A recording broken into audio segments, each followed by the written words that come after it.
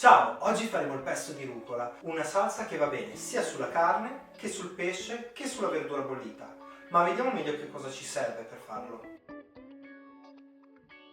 100 g di rucola, 30 g di pecorino grattugiato, 70 g di olio, sale e pepe quanto basta. Inseriamo nel boccale tutti gli ingredienti: la rucola, il pecorino, 70 g di olio.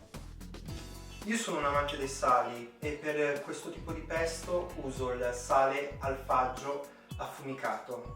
Lo trovo che dia quel tocco in più a questo pesto. E pepe.